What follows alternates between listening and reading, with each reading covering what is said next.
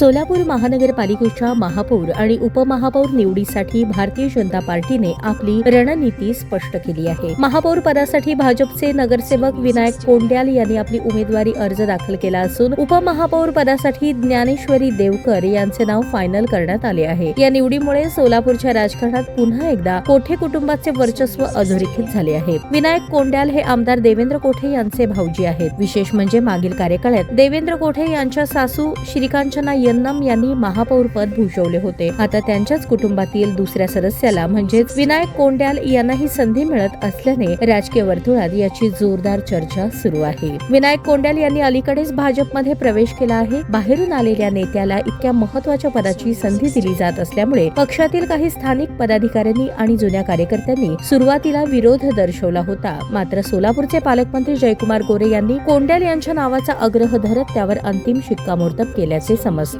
पालकमंत्र्यांच्या या निर्णयामुळे अंतर्गत विरोध मावळला असून आता भाजप एकदिलाने निवडणुकीला सामोरे जात असल्याचे चित्र आहे। दुसरीकडे उपमहापौर पदासाठी ज्ञानेश्वरी देवकर यांच्या नावाची चर्चा असून त्यांच्या उमेदवारीमुळे महिला प्रतिनिधित्वाला वाव मिळणार आहे। आमदार सुभाष देशमुख यांचे समर्थक आणि भारतीय जनता पार्टीचे कार्यकर्ते महेश देवकर यांच्या त्या पत्नी आहेत।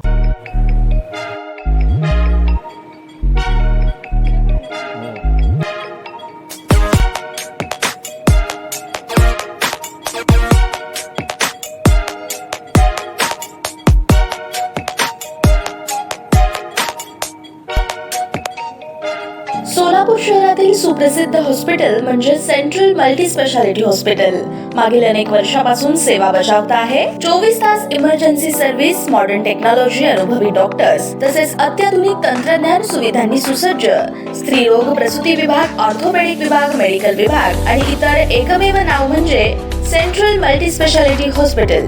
पत्ता गणेशपेठ शॉपिंग सेंटर, मंगळवार बाजार, सोलापूर। ताज्या बातम्या पाहण्यासाठी प्राईम महाराष्ट्र न्यूज चॅनलला सबस्क्राईब करा।